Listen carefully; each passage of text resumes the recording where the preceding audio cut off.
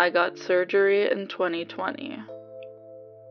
To preface this video, I'm going to mention that any descriptions of my living conditions at the time of this ordeal will be intentionally vague. Surgery inquiries are fine. I just don't intend to discuss anything regarding my emotional state at the time. And just to let anyone worried know, I am currently in a much better state.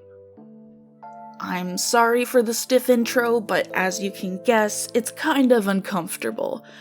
But the rest of it is much better, I do promise. Hi, every pony.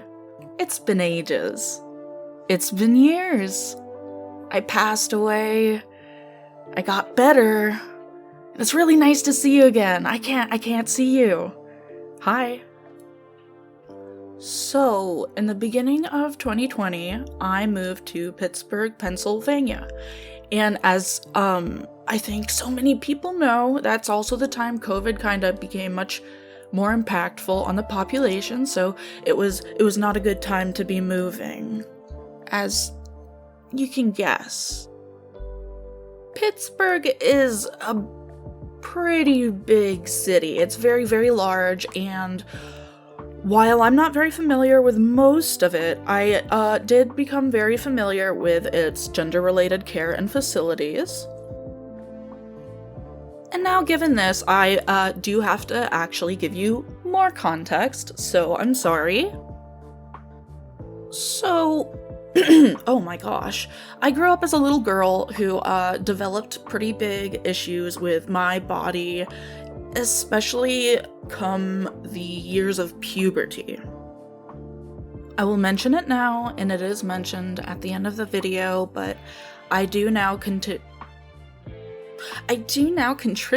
a lot of the issues that I had with my body during this time to autism, because it did certainly fall under severe overstimulation. However, I was not diagnosed until 19, so that was not really known to me at this time, of course. To add a little more background, I've been an avid user of the internet since I was prepubescent, unfortunately, and this period of time was around 2009. Well, I wasn't prepubescent, but I was very much a heavy internet user during this time already, in which I was 12. Come the years of 2013, 2014, if you are aware of the timeline of internet history, I guess, that was when the topics of gender identity, became much more prominent, and people became more open to discovering what they feel about it, and I obviously was no exception. So now we're thinking about it, we're thinking about how the connection of body issues tend to connect to some gender issues. And so during this time, I am thinking, wow, I'm non-binary. This must be around 14 years old for me, because that is when I specifically adopted that identity. As you can guess, this is around 2000. I like saying 2011.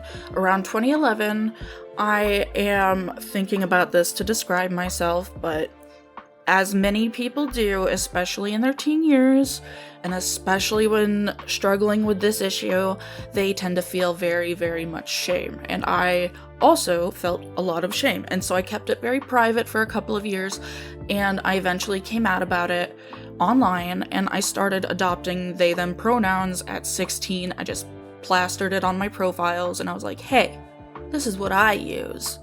And that became the case for quite a few years after that. Okay, so now we're quite a few years forward, almost 10. We're in 2020, and I'm 23 years old. At this point, I'm feeling quite a bit of distress over my physical body, and it has been 14 years. It's particularly concerning, you know, my upper body, my torso, which you may be aware is often altered for gender transition.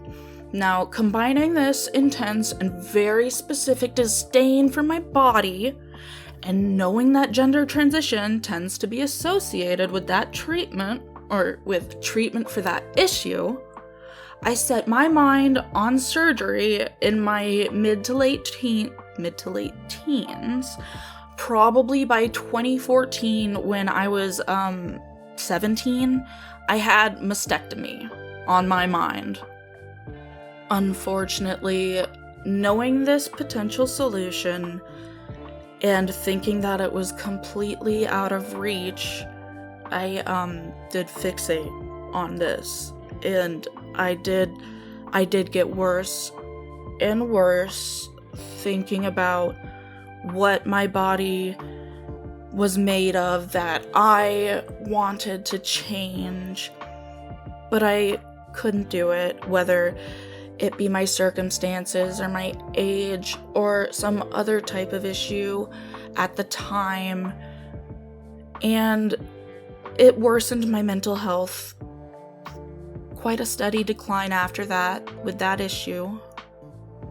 So now we're combining worsening mental health with the overstimulation my body is feeling because of its natural build. As you may know from earlier videos that I posted, I suffered from body dysmorphic disorder a while ago that still perseveres, but has, of course, decreased, as I will go on to say, to my delight. Okay, we're 7 minutes in, and I've gone over quite a bit of context, so we're going to recap.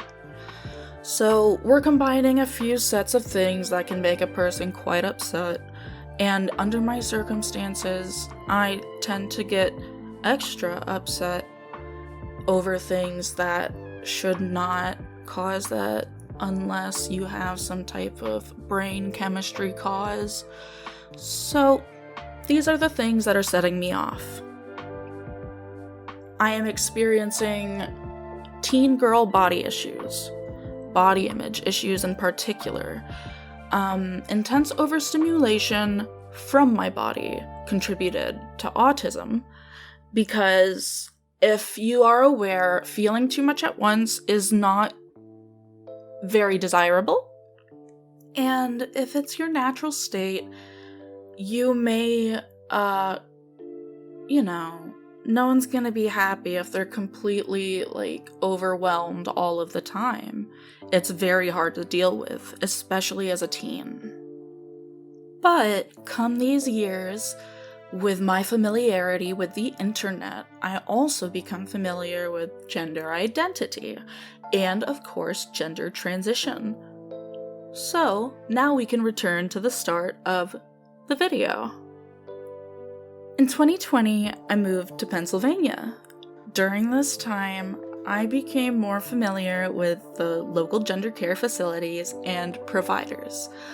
I even sought out a specialist for therapy who would help me to concoct a letter for my insurance's approval for me to get a complete mastectomy.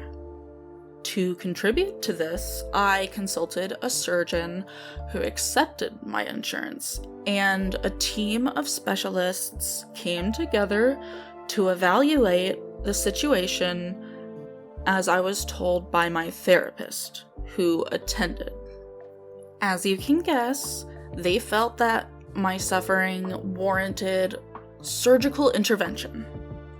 By August, I had a video call with my surgeon discussing what I wanted. By October, I got a call on my phone telling me that my surgery's been approved and the date has been scheduled. And by November's end, I had surgery. So I'll discuss the surgery itself. And I was taken to the hospital early in the morning. I was taken at 8 a.m. And they prepped me. So, to prep, I had my body marked, written in pen to ensure accuracy. I was given fentanyl via injection in my spine, and I had a little mask with oxygen put on my face, which knocked me out for the procedure. Upon waking up, I was silly in the head. It was a very good moment because I was like, wow, I made it. I made it through it. And I it's because I had a fear of surgery. So I'm like, wow, that went pretty well. That was really good. As you can guess, I was injected with fentanyl. So when I woke up, I was very comfortable. There was no pain in my body. And I let the staff know, hey, I'm ready. And they were very, very sweet. They were very kind. They were wonderful the whole time. And I returned home. Now, to detail, I had a double incision type surgery. I was sewn up with internal dissolvable sutures, which eventually split in the right side of my right scar. This was as a result of my actions, however. This was not quite the surgeon's issue. So this split in my skin was called a dehiscence.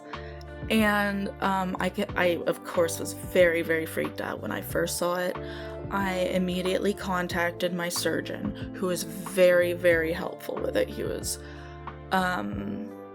very much offering to help with any scarring and giving me advice on what to do. So I ended up being assigned a nurse to visit me to check on the healing for this dehiscence, because it was a split in your skin, you know. It's like an open wound. Now, my healing went awesome. I had quite a bit of nerve damage that caused temporary numbness, so there was no pain.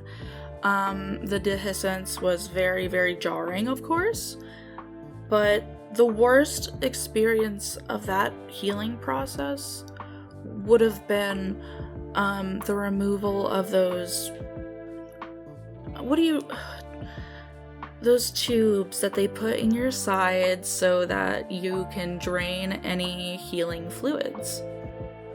When that was pulled out of me, I kind of freaked out. I had a specific vasovagal response, they said, which, you know, it's kind of gross. So you're gonna be like, oh man, that's coming out of me, and you're gonna freak out and you're gonna be like, oh, I'm faint. Oops.